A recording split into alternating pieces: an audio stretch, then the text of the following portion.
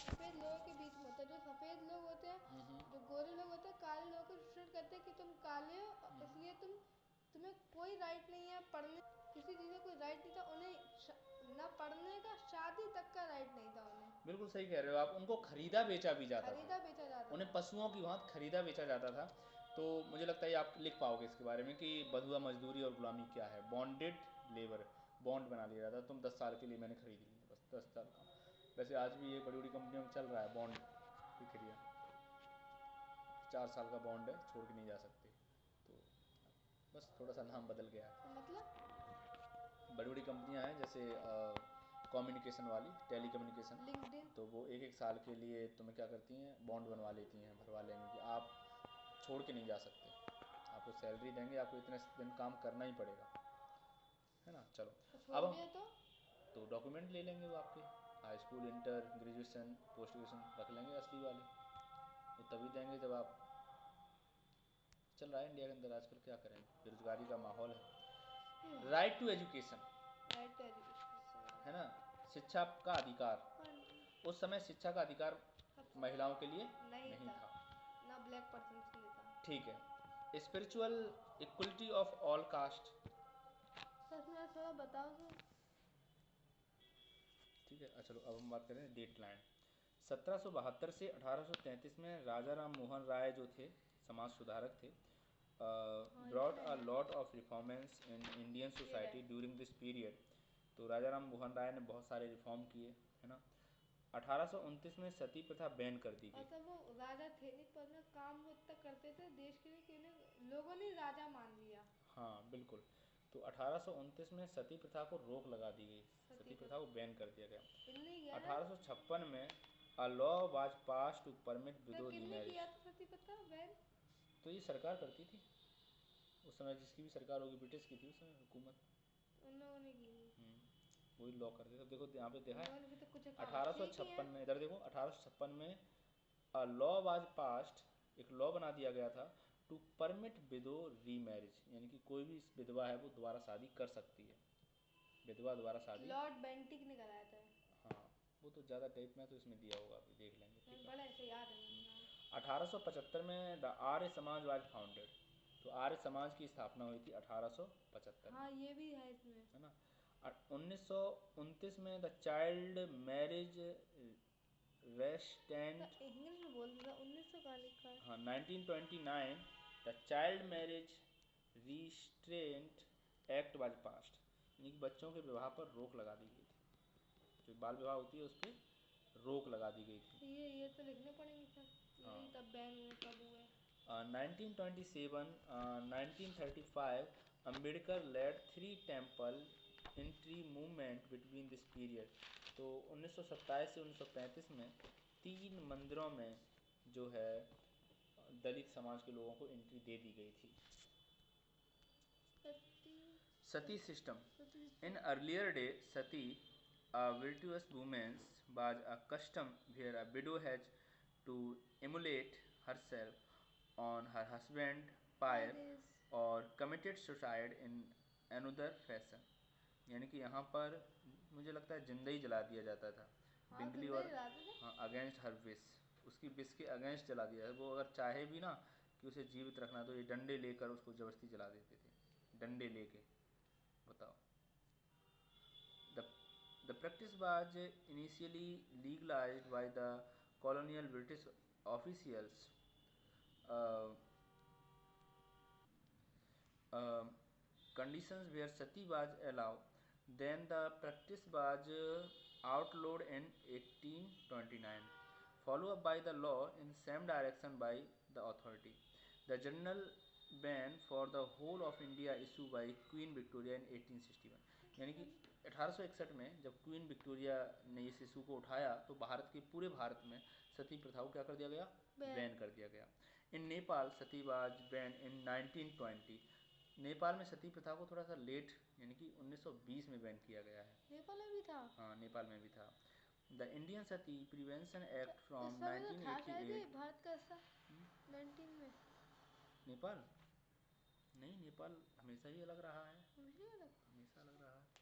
The Indian सती तो prevention Bhutan? Act ये सब अलग रहे हैं। भूटान हमारे देश में नहीं था, हमारा देश इधर पाकिस्तान की तरफ फैला हुआ था, इस साइड में।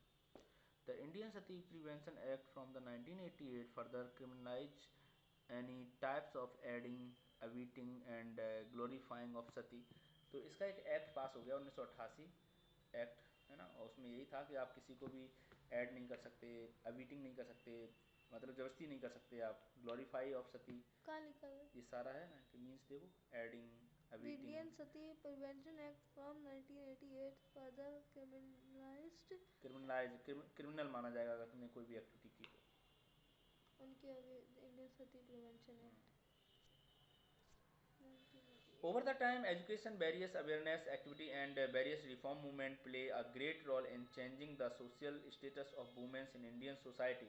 तो काफ़ी चेंज यहाँ पे इंडियन सोसाइटी में देखने को मिले, उसके बाद बहुत सारे चेंज देखने को मिले। Male domination and caste discrimination का मतलब क्या रहा है यहाँ पे, यानी कि मेल को ज़्यादा वैल्यू दी जाती थी, मेल है तो उसका वैल्यू है, ये देखो ये मेल का है, और फीमेल है तो उसकी वैल्यू नहीं है। हमने यहाँ तक देखा है अगर बेटा पैदा होता है तो थालियाँ बजती हैं, है ना, ढोल बजते हैं, और बेटी पैदा हो जाती है तो लोगों के घर में क्या हो जाता है, प्रॉब्लम्स आ जाते हैं। तो मैन ऐसा वर मानते हो, ऐसा मानते हो? नहीं, इंडिया में है अभी, इस समय है, इस समय तो कितनी रेशियो देख लो ना तुम, हर एक जगह का, यूपी का ही देख लो, यूपी का रेशियो है 880 और 1000, यानी कि 880 लड़कियां हैं, उस समय लड़कों की संख्या है 1000। कब? अभी इस समय सबसे ज़्यादा है हरियाणा में, सबसे ज़्यादा हरियाणा में लड़कों की 800 लड़कियां होती हैं तब 1000 लड़के होते हैं। हरियाणा के लोग बहुत ज़्यादा गर्ल्स को भ्रूण हत्या करवाते हैं, भ्रूण हत्या ज़्यादा होती है। तो man were allowed to do any things of their choice but womens were treated as slave even in their own house. लड़कियों को उनके घर में ही नौकर बना के रख लिया जाता था, उनसे काम कराए जाते, घर के सारे बर्तन धोना, झाड़ू पोछा करना, खाना पकाना, ये सब गर्ल्स के लिए है। They were not allowed education, choice, husband, second marriage, यानी कि एजुकेशन नहीं ले सकते, अपने चॉइस का हस्बैंड नहीं ढूंढ सकते, दूसरी शादी नहीं कर सकते। However in some part man were allow, be it Hindu और Muslim, more than one marriage, है ना। तो कभी कभी क्या होता था कि लड़कियों के साथ हिंदू मुस्लिम दो दो शादियाँ, तीन तीन शादियाँ कर लेते थे, तीन तीन चार चार पत्नियाँ रख रहे हैं। The people were divided on the basis of work they perform on the basis of their caste. तो यहाँ पर जो कार्य है उसके आधार पर उनकी जाति मानी जाती थी। जैसे आप मान लिया आप जो है क्षत्रिय हो तो आपको जो है युद्ध करना आना चाहिए, आप ब्राह्मण हो तो आपको एजुकेशन देनी आनी चाहिए, ये सब। The higher caste people never allow them education. जो हायर कास्ट के लोग थे वो एजुकेशन देना ही नहीं चाहते थे। एंड डिस्क्रिमिनेट एज अनटचेबल, और वो डिस्क्रिमिनेशन फैलाते थे, अनटचेबिलिटी फैलाते थे, लोगों को छूना पसंद नहीं करते थे।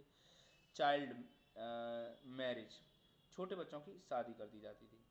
जैसे an early age marriage when the boy and girls are innocent and does not understand the meaning of marriage system age पर, हाँ, Indian judiciary system, age of girls under 18 years और boy under 21 year is considered as child marriage. ठीक है, तो अगर इनसे कम 18 साल से कम लड़की और 21 साल से कम लड़का की अगर एज है तो वो चाइल्ड मैरिज मानी जाएगी। In child marriage both boy and girl are not develop mentally और फिजिकली, ये दोनों ही मेंटली और फिजिकली डेवलप नहीं होते हैं।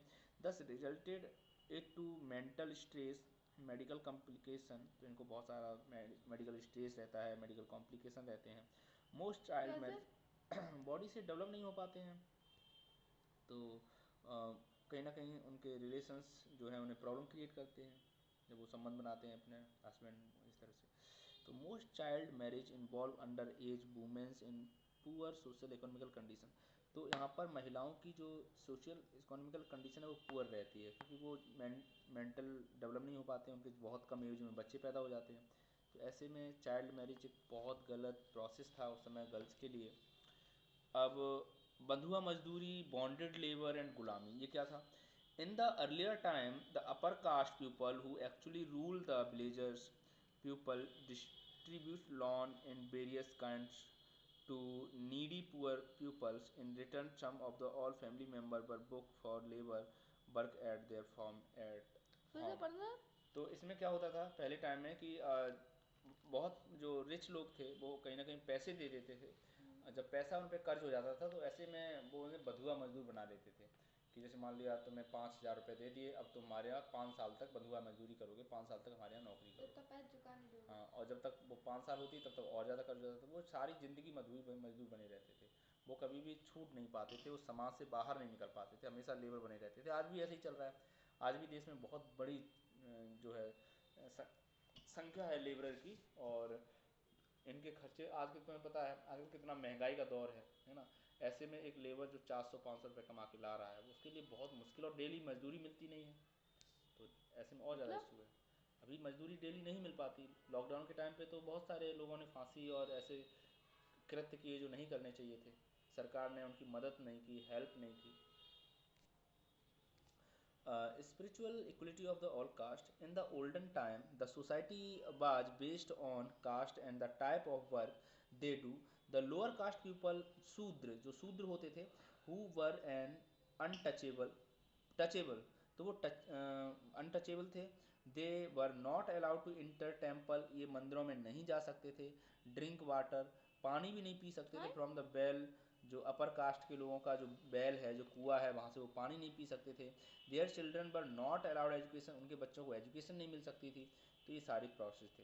अब unethical way of medical treatment, तो despite available medical in Ayurveda, homeopathy, Unani medicines by the non-respective pupil, as the pupil fall prey in the hand of sadhus and babas and Maulvi, who were treating patient with unnatural unhealthy वे। इनका जो तरीका था वो unhealthy था, unnatural था। In those time the patient were sent out of community area to get the illness naturally in temple outside blaze, so the god will cure their illness। ऐसा माना जाता था जो बीमार है उसे गांव से बाहर कर दो, उसे अलग कर दो सबसे, और फिर उसको ट्रीट करते भी थे। मुझे लगता है शोषण करते होंगे भाई, जब गांव से बाहर ही है कोई पर्सन तो उसका क्या कर रहे हैं, वो किस तरह से शोषण कर रहे हैं, क्या ट्रीटमेंट दे रहे हैं, दे भी रहे हैं नहीं दे रहे हैं, वो वैसे ही मर जाता था, है ना। तो ये सारी सिचुएशन यहाँ देखने को मिलती हैं। हुक स्विंगिंग फेस्टिवल, तो इस समय ये बहुत चलता था, हुक स्विंगिंग फेस्टिवल चलता था। अभी भी कुछ लोग मानते हैं लेकिन ये गलत है। आपके हुक लगा दिए जाते, आपकी खाल में, पीठ में, और आपको लटका दिया जाता, बहुत ज़्यादा दर्द था। अरे इन दिस, मरते नहीं रहे। देखो ना क्या है। In this popular festival, devotees underwent a peculiar form of suffering as a part of ritual worship, with hook pierced through their skin. They swung themselves on wheel. On the early 19th century, when European officials began criticizing Indian custom and the ritual as the barbaric, this was one of the ritual that come under attack। तो ये सारा का सारा शुरुआती समय में ही देखने को मिलता था। इस तरह का जो है हुक स्विंगिंग फेस्टिवल मनाया जाता था देश में। Working toward change, the attitude toward women and social customs start changing from the earlier 19th century. The change took place due to various reasons. Awareness was created among women and the society in general as people started reading more and more. People started reading books, newspaper, magazine। तो कहीं ना कहीं change देखने को मिला जब magazine आई girls के लिए, जो है एजुकेशन की जो है, ये राधा राम मोहन राय ने जो है कहीं ना कहीं इनके लिए आवाज़ उठाई, है ना। तो वहाँ चेंज भी बहुत सारे देखने को मिले, है ना। अवेयरनेस आई ना यहाँ पे, वर्किंग देखो। Towards change. हाँ, awareness was creating among women and the society of general peoples, awareness यहाँ पे देखने को मिली है। अब तुम्हें पता है आज के समय में महिलाओं की स्थिति कितनी अच्छी है, आप जानते हो अवेयरनेस है कि नहीं है, तो बस वही है पूरा। They were debates and discuss about the social custom, तो आपने टीवी पे डिबेट्स वगैरह देखी होगी जहाँ पे महिलाओं के लिए मुद्दे उठाते रहते हैं, उनके बहुत सारे ग्रुप्स बने हुए हैं, वहाँ पे भी उनके मुद्दे उठाए जाते हैं। Ordinary people could not read and many them could write express their ideas, oven language, all kind of issue like social, political, economical, religious issue. तो ये सारे सारे डिबेट में बोले जाते हैं। तो वहीं कहीं ना कहीं महिलाओं की स्थिति पर भी डिबेट में बहुत सारी चर्चा होती है कि नहीं होती है। महिलाओं के